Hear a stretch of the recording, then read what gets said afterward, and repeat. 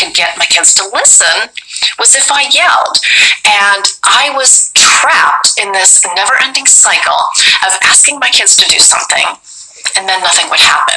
And so then I'd repeat myself and remind and repeat and remind and repeat and remind, and then eventually I would blow.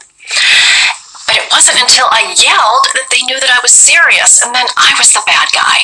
And that vicious cycle just happened over and over and over again. It was absolutely the worst version of myself. But I had a tipping point. It was a big-time tipping point. One night after I tucked my kids into bed, and as I was settling myself in for the night, I thought I was getting sick because my throat was sore. And I remember thinking, oh man, this is like the last thing that I need right now. But in the very next thought, it hit me. I was not getting sick. The reason my throat hurt is because I had been yelling so much. In fact, right before I tucked them into bed, we were having a battle about something, and I lost it. So the last memory they had of me before they put their sweet little heads on the pillow was me being the big, ugly, yelling mom again. And I thought, oh my goodness, I am seriously failing at my most important job. And so that night was my tipping point when I decided I can't do this anymore. I just can't keep yelling at these people that I love more than anything. And so that's when I started studying positive parenting. And as I implemented the strategies, things really started to turn around for us. When I asked my kids to do something, they'd do it without a lot of fuss or pushback. Our morning and bedtime routines ran so much more smoothly. Things were just getting easier. I was happier, my kids were happier. It was just honestly life-changing for us. And so with all of that, fast forward, I became certified in positive discipline, and then I used my business experience, which at that time was creating training programs for Fortune 500 companies, and I created the Positive Parenting Solutions curriculum. And I've been teaching this to parents all over the world since 2004, and I love my job so much. Today, I'm an author, I'm a parenting contributor for the Today Show, as well as lots of other national media outlets, but my superpower, if you will, is teaching you the tools so you never have to raise your voice again. My vision for you, and for every parent that I work with, is that you won't remember the last time you raised your voice. So just take that in for a minute. You won't remember the last time that you raised your voice. How would that feel? Of course, I can't guarantee you'll never yell because we're all human and we're going to mess up from time to time. But if you use my tools and my process, you'll have to struggle to even remember the last time you yelled because it's been so long. And as a recovering yeller myself, I will tell you that is life-changing. And I know you might think, oh, that couldn't possibly happen for me, but I promise it can. Here's how one mom describes our training. Saved my life.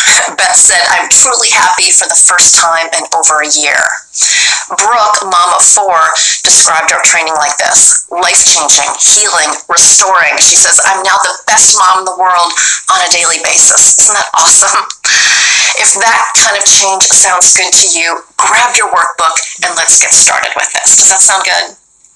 So the first thing that I want you to do in your workbook is to write down the top 3 behavior issues that you're struggling with right now. And I want you to be specific, so more than just not listening. So maybe it's back talk or sibling rivalry or homework or technology. Think for a minute and jot down those top 3 behavior issues because we're going to be referring back to those throughout this session. Now, obviously, if you're driving and listening to me, make a mental note of those 3 behaviors. All right, so hopefully you have those 3 behaviors listed. Maybe you have 5, maybe you have more than that, I don't know. But the first thing we're going to do is try to determine the root cause of those behaviors you just listed. And everything that you learn in this session and everything that I teach in my online parenting program is based on Adlerian psychology and positive discipline. And according to Adlerian psychology, behavior is not random. There is always a reason for the behavior. And the first thing that we need to know is that all kids, and all human beings for that matter, have a hardwired need for attention and power. So think of your kids as having an attention bucket and a power bucket. Every day, they must have a sufficient dose of positive attention and emotional connection with you. And every day, they must have a sufficient dose of positive power. If your child's needs for attention and power are not met in positive ways, they'll use negative behaviors to have those needs met. They may try to get your attention by whining or clinging or acting helpless, which is totally annoying for us, but it makes perfect sense from the child's perspective, because when she starts whining, we stop what we're doing, right? We say, now, use your big girl voice. And sometimes we just give in because we can't take it 1 minute longer, right? We give in to whatever she was whining about. Fine, have the cookie before dinner, just stop whining. But in each case, she got a big hit of attention for that whining. Now, next to the behaviors that you listed in your workbook, write this down because it's really important. Kids only continue the behaviors that work for them. Kids only continue the behaviors that work for them. So if a behavior works to get that hit of attention, even if it's negative attention, it's working for the child, and you can be sure they'll use it again. So how might the behaviors on your list be working for your child? Think about that for a minute. If you have sibling rivalry on your list, that can be a big time attention-seeking behavior, because when they start fighting, what happens? We stop whatever we're doing, right? To find out who did what to whom. The behavior works to get our attention. All right, how many of you have some version of bedtime battles on your list? Do your kids drag out the routine forever? Another kiss, another story, another drink of water. It goes on night after night. Well, that bedtime drill works for your kids because they get your attention and they keep your attention with all of those requests. And that's why they do it night after night. For them, it's brilliant. Now, as you look at your list of your top 3 or 5 or 10 frustrating misbehaviors, you might be thinking, I don't know, Amy, I give my kids plenty of attention. Their attention buckets are full, but we're still having these behaviors. Well, if that is the case for you, your situation has likely escalated to a power struggle, and that happens all the time.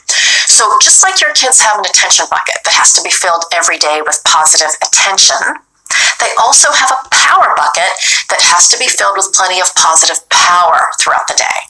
Now, what do I mean by positive power? Positive power means having a sense of independence, autonomy, control over their own world. But think of life from a kid's perspective for a minute. How much control do they really have over their own world? Right? Not that much, because they have us who call all the shots. Imagine what it's like to constantly have somebody telling you when to get dressed, when to go to the potty, when to do your homework, when to do chores, day in and day out. You can understand why kids don't feel like they have a whole lot of control over their own world. And this is important. Your kids' desire for power and control is not something they just decide they want. Right? It is part of their wiring. The need for power is universal for little kids up to senior citizens. Even an infant will fight back if you try to hold him down and restrain him on the changing table, right? When kids don't get a sense of age-appropriate independence and control, they start to feel out of control. They start to feel helpless. And then they start acting out with negative behaviors to feel some control or power over their own lives. And that's a problem for us, right? Because do you know how kids get a sense of power or control? They do things to push your buttons, right? They try to win. They do the opposite of what you want them to do. By resisting, by pushing back, kids try to prove to us who's boss. And that's a major hit of power. All right, look again at the list of misbehaviors in your workbook. Do you have tantrums or defiance or backtalk on that list?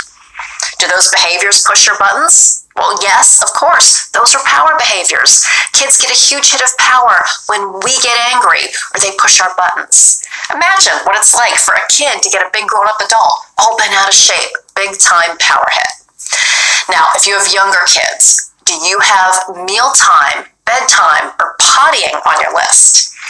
If so, those are the 3 classic power struggles for the younger set, because in those 3 areas, your kids have legitimate power.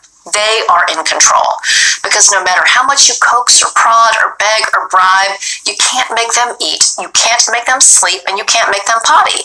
They are in charge, and they know it. So So it's the perfect opportunity for them to dig in their heels and prove who's really in control. Now, maybe you have bigger kid behaviors on your list, like badgering, negotiating, ignoring, eye-rolling attitude, doing the opposite of what we want them to do. Maybe it's homework or chores. If these behaviors are on your list, those are power behaviors, and it tells us we have some work to do in the power bucket department. Now, speaking of the power bucket, here's the thing that is most frustrating and the one thing that most parents never even consider, and that's this. Human beings are born with free will. Right? Think about that for a minute. Human beings are born with free will. We know that intellectually, but what does it mean for your kid's behavior?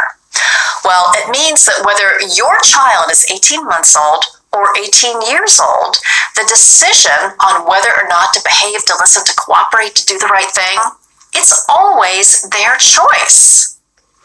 We think we can make our kids behave. We think we can demand compliance and make them submit to our will. And yes, you can do that temporarily, but it's never a sustainable strategy. The fact is, your people have free will.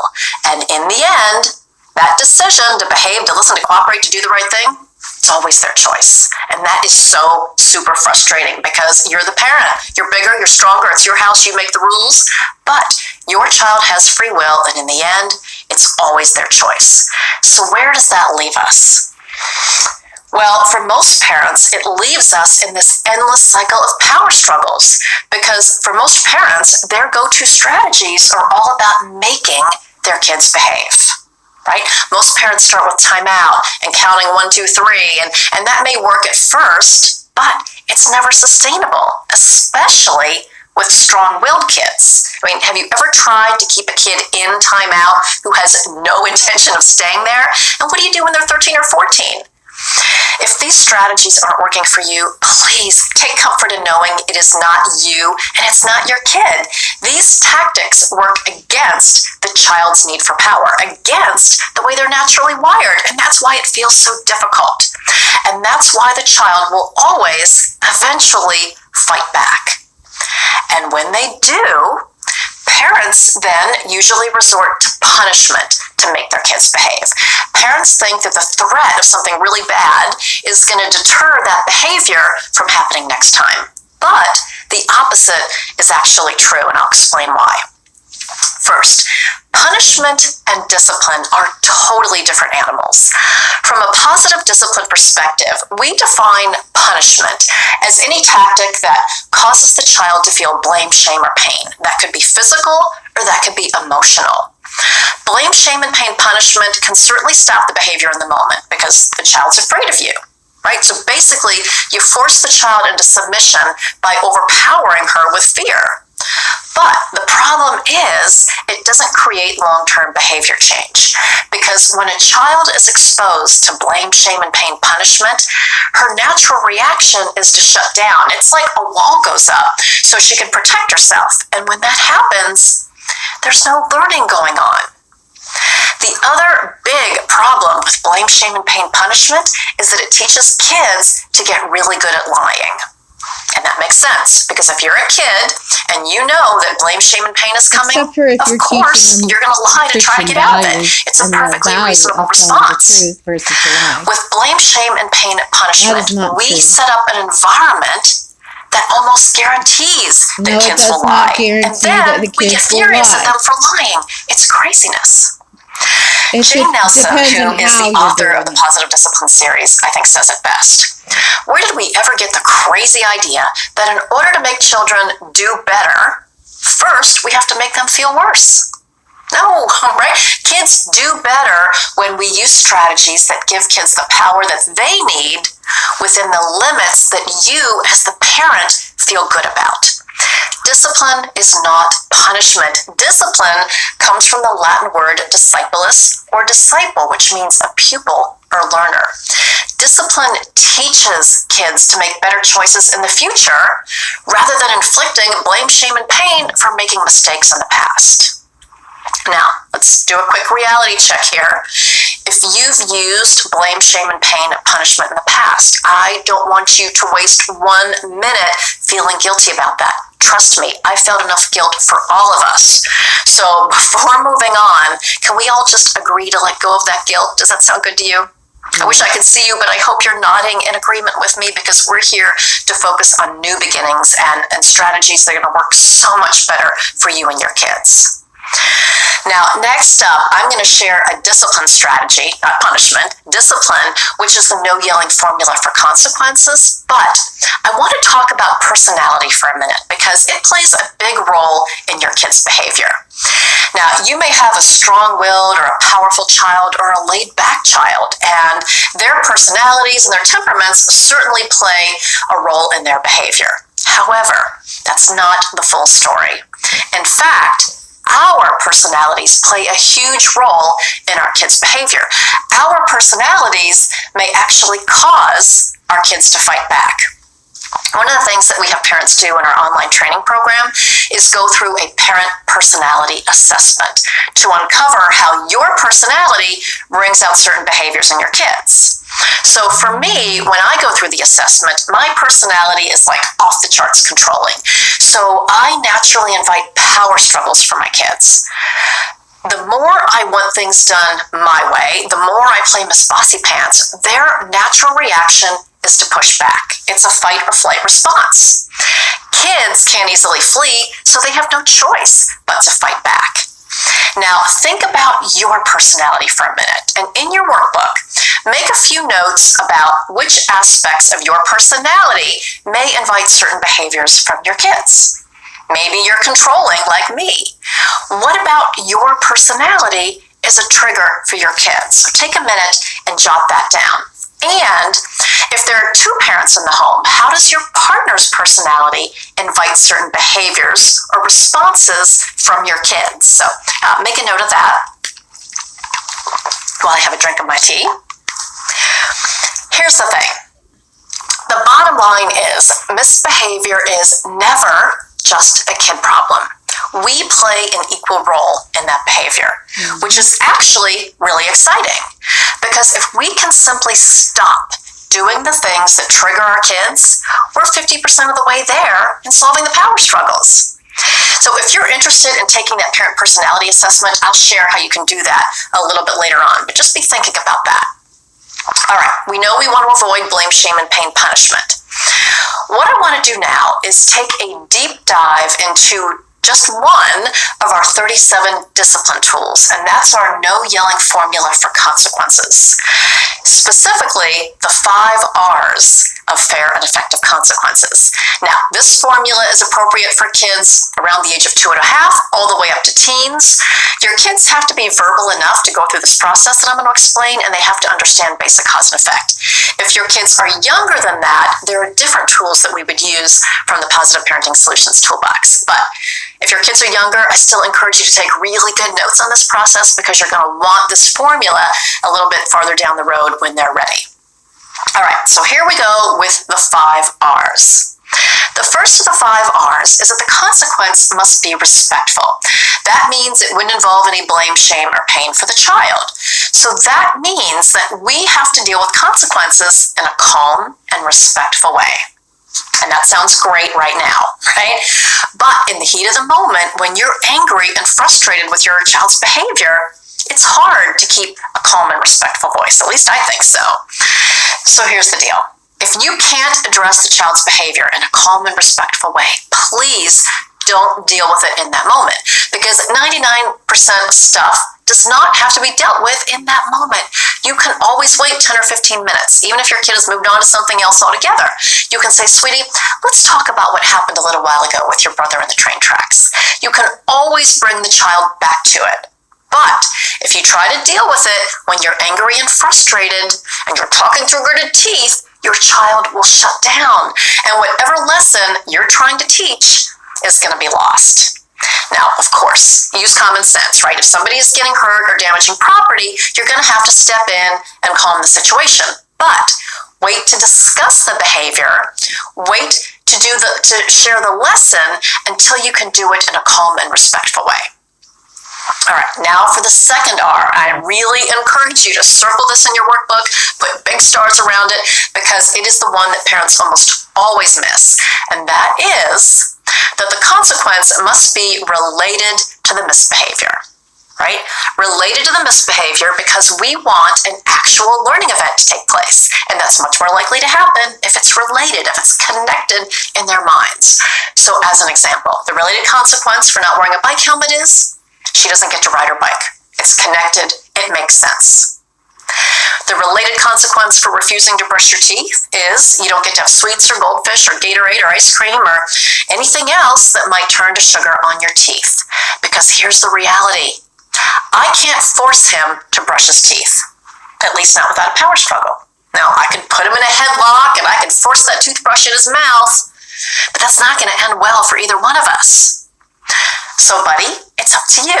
If you choose to not brush your teeth, that's fine. However, we'll have to change your diet, and anything that turns to sugar on your teeth is going to be off limits. So we put the control, the power, in the child's hands. And after a day or two of strictly vegetables and protein, he will be brushing his teeth without a battle. I promise you. Not that there's anything wrong with vegetables and protein, but I'm just telling you this really works. For older kids, if you miss curfew, then you don't get to go out with your friends the following weekend. And if you don't turn off the device when I ask, you're going to lose your gaming privileges. It's connected. It makes sense. Now, let's say I didn't turn off the video game. Let's say you didn't turn off the video game when I asked, and I said, all right, that's it. You're not going to the birthday party this weekend. How would you react? Well, you'd probably think, that's so not fair. You're so mean. And you'd be 100% right. It's not fair. It's not related. The birthday party has nothing to do with the video game issue. It's a willy-nilly consequence. It is an act of parent desperation. And we've all been there, right? Where we're just pulling consequences out of the air, taking away this, taking away that.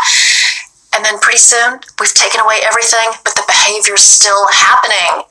That's an indication that you've been using willy-nilly consequences. Now, please write this down about consequences. Again, it's so important. Your kids don't have to like the consequence, but it must feel fair. If consequences are unrelated, if they feel willy-nilly, then the anger turns on you. You become the bad guy. And at that point, your child is not taking personal responsibility for her behavior. She's not owning it. It's all about how mean you are. And then she can feel totally justified in her behavior. Bottom line, for the consequence to be effective, it must be related to the misbehavior. Now, if I can just kind of feel you're probably having this panic attack right now because you can't think of a related consequence for a particular behavior. If that's the case, let that go, right? There's no need to panic. If you can't think of an obviously related consequence, it probably means the consequences aren't the right tool for that situation. As I talked about earlier, we have lots of other tools that I'll share where you can learn them later on, but for now, don't stress if you can't think of a related consequence. It probably means something else is better suited for that behavior. If consequences are the right tool, you'll know the obviously related consequence. All right, after respectful and related, the third R is that the consequence must be reasonable in duration. Remember, we're not trying to make our kids suffer or pay for their mistake. That would be blame, shame, and pain. Our goal is to help them learn. So to do that, the consequence only has to be reasonable. So for a 4-year-old who's throwing puzzle pieces around the room and she knows that's not okay, it would be reasonable to pack away the puzzle for the rest of the day and let her try again tomorrow. For a 14-year-old who's texting at the dinner table and she knows your family rules for technology, it would be reasonable for her to lose her phone privileges for a week. Just keep it reasonable based on the child's age and development. And keep in mind, if consequences aren't working, don't arbitrarily make them longer or more severe. If the consequence isn't working, that tells you the consequence probably wasn't structured correctly in the first place, or there are other tools that would be more appropriate for that situation. And after respectful, related to the misbehavior, and reasonable in duration, the fourth R is another make or break R, and that is that the consequence must be revealed in advance. Revealed in advance so your child has the power to make a choice between the appropriate behavior and the consequence. When she knows ahead of time what you expect and exactly what the possible consequence will be, well, then she has the power to determine how things work out for her. Remember that giving kids power doesn't mean they get their way. You're the parent. It's your job to establish the limits and the guidelines. However, within that, your child must be able to influence how things work out for her. So we want to reveal the consequence in advance and then close the loop with the 5th R, which is having the child repeat back to you her understanding of your rule and the consequence. So, sweetie, just so we're on the same page, can you repeat back to me our new rule and what the consequence will be if you choose not to follow that rule? Once she repeats back, then we have a verbal agreement.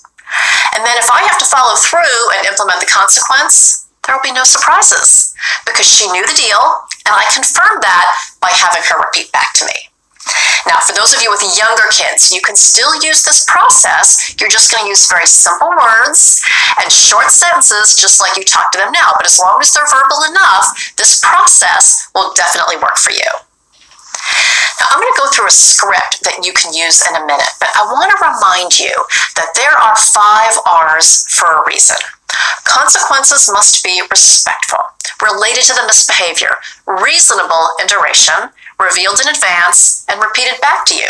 If you're missing any one of those 5 R's, it will feel like blame, shame, and pain punishment to your kids. And when that happens, the anger gets turned on you, and your kids will not be taking personal responsibility. All right, next, I'm going to give you a script for how you can do the reveal in advance process to get the very best results. I'm going to use the example of technology because it's a big issue for little kids who want to play with dad's iPhone up through teenagers with their gaming and their computer time. If technology is not your issue, you can just substitute whatever the relevant topic is into this script. The key thing about revealing consequences is this. I'm not going to have this conversation when I'm annoyed and frustrated in the heat of the moment because that's going to turn it into a power struggle for sure. Instead, we'll have this chat one night, maybe after dinner or some other time when everybody is in a good and happy place. And the script would go something like this. You know, I've noticed we've been having some issues with technology lately. It seems like when I ask you to turn off the video game or the tablet, either you ignore my request or there's a lot of grumbling and groaning. And that's not okay because, of course, having technology is a privilege and there are responsibilities that go along with that. Now, notice when I've said this, I'm very calm, I have a smile on my face, and I started the conversation with, I've noticed. You know, I've noticed we've been having some issues with video games.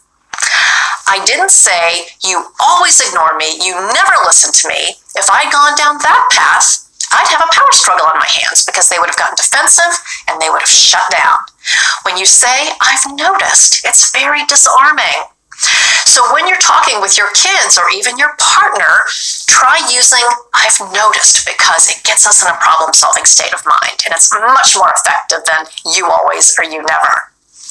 All right, once you let them know about your concern, then you can let them know the expected behavior and be crystal clear about that. So guys, in the future, my expectation is that when I ask you to turn off the video game or shut down the technology, I expect that you're going to turn it off and without any grumbling and groaning.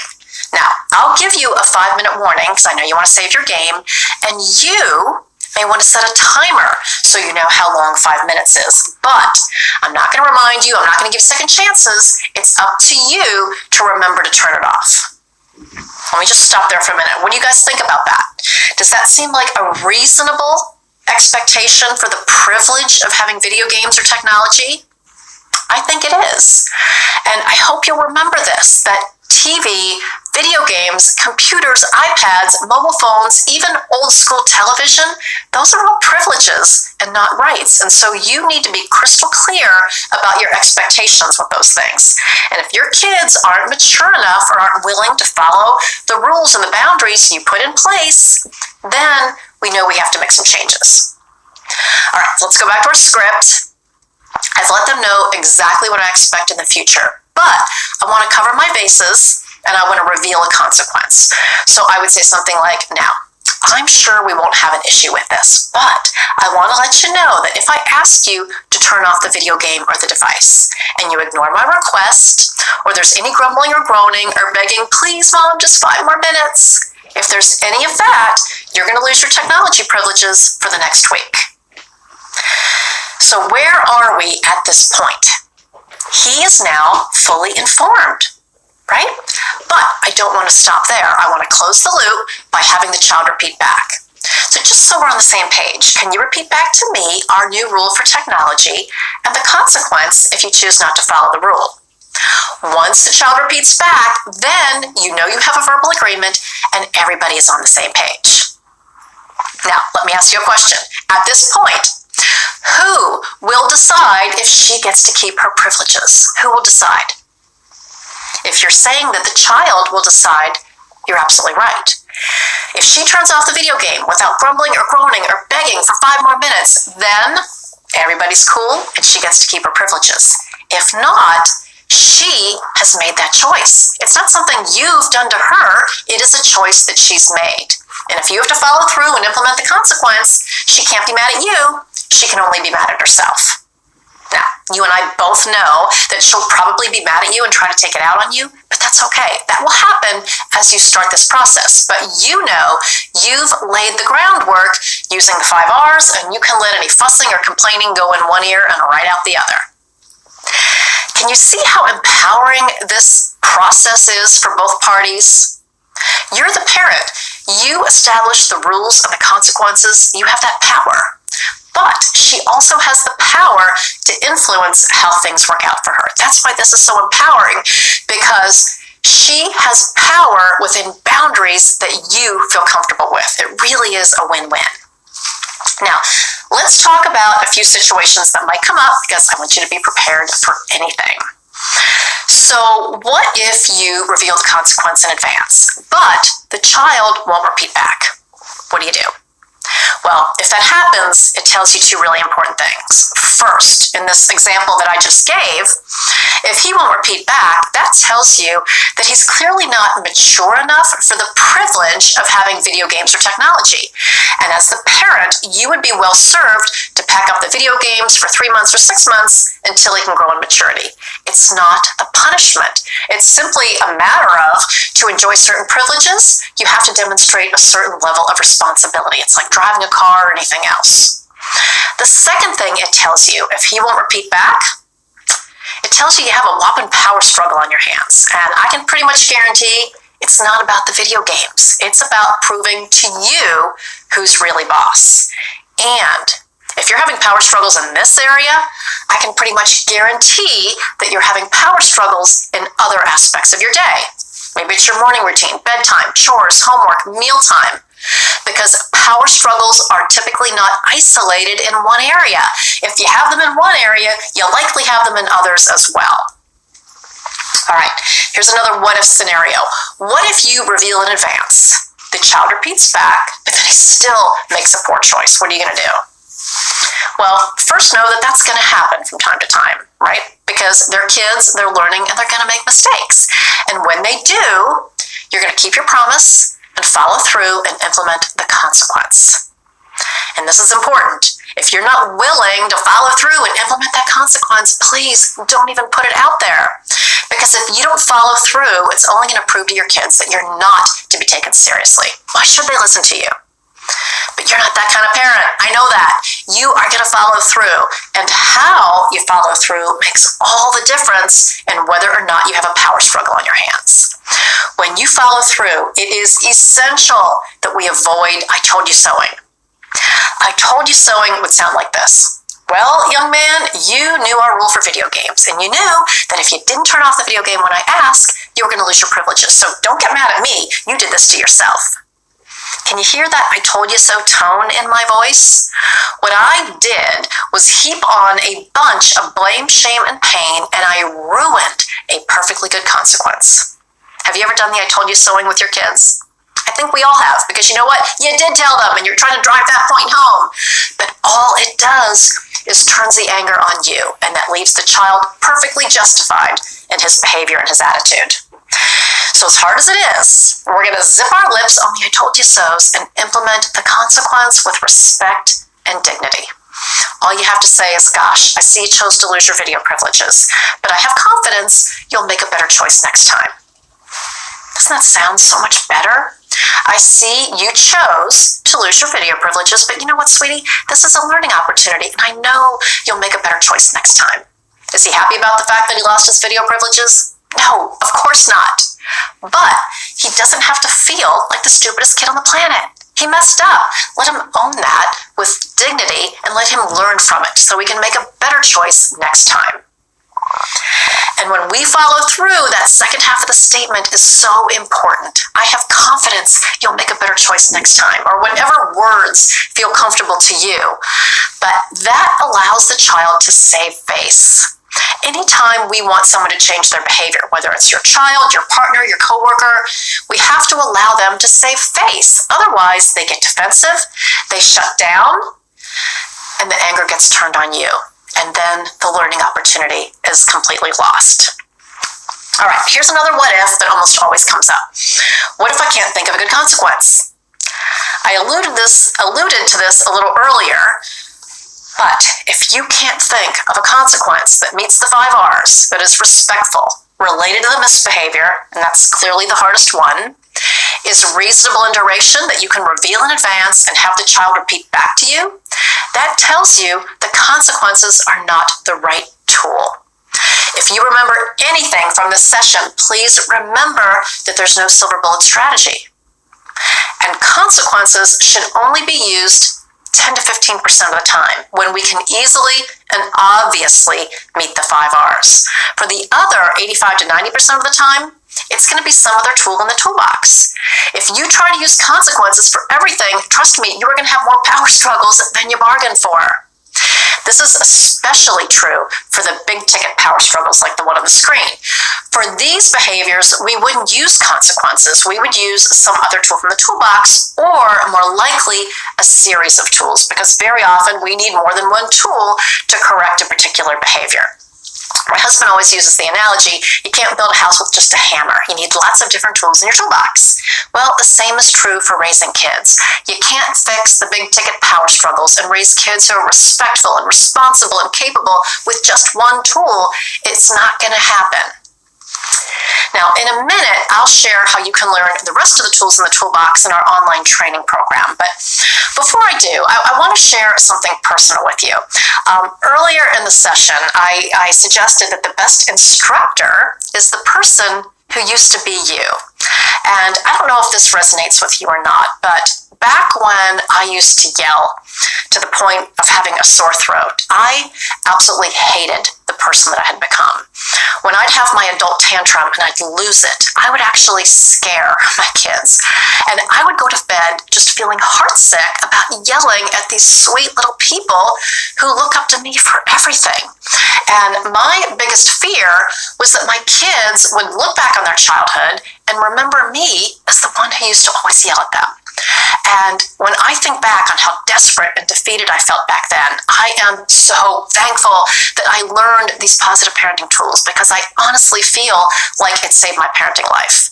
You know, things weren't perfect for us. Like all families, we had our moments, but when something went down, I had my toolbox. I knew what to do. I was calm and I was in control. So there was no need for me to raise my voice. And I actually liked who I was again. I was proud of myself as a mom. And so today, for me, my life's work is making sure no one goes to bed feeling heartsick like I did. My mission is to make sure your kids don't look back and remember you as the one who used to always yell at them. So for you, if you ever go to bed feeling heartsick like I did, if you don't like the person you've become, I promise you can transform your parenting if you have the right tools and the support, and that's what I can help you with in our online mentoring program. The Positive Parenting Solutions program gives parents anywhere, on any budget, under any schedule, the power to transform their families and become the parents they've always wanted to be. Andrea, who is a mom in our program, posted this in our private community. Today, it's been 7 days since I yelled at my children. I know I still have so many things to improve on, but I didn't go to bed one night this week feeling that I'd screamed at my kiddos all day, and it's amazing how much better I slept. Ella, also in our community, said, day 18 of me not yelling at all at the kids, especially my son who'll be 5 in May. Things have been so good. It's not to say there are no challenges, but we are a much happier family now. From a yeller with a sore throat every day to a recovering yeller with 18 days since the last time I yelled, you can do it. And I know that probably sounds too good to be true at this point, but I promise moments like this happen all the time in our community. So let me share how you can get those same results. And what I'm going to do is quickly explain our online training program and invite you to join us. And then I'm going to answer questions. So the Positive Parenting Solutions class is 100% online. It's video-based.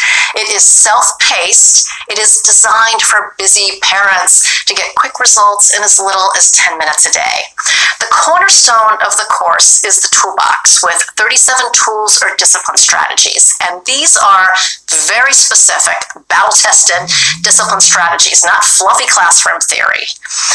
I will teach you how to use the tools in our on-demand training videos. The videos are quick and easy. They're like 5 to 15 minutes each with word-for-word scripts that you can depend on even in the heat of the moment, in the tantrums, during the fights, or when you are completely and totally frustrated. The session workbooks are going to help you customize those tools specifically for your family. The parent personality assessment that I talked about earlier, that's going to uncover how your personality triggers your kids. And if you can just stop doing those things, you'll be 50% of the way to success before even adding any of the new tools. It is a game changer. And you and your partner can both go through that assessment individually. You'll also have more than 25 advanced training modules, and these are for the most stressful parenting challenges. So whether it's bedtime battles,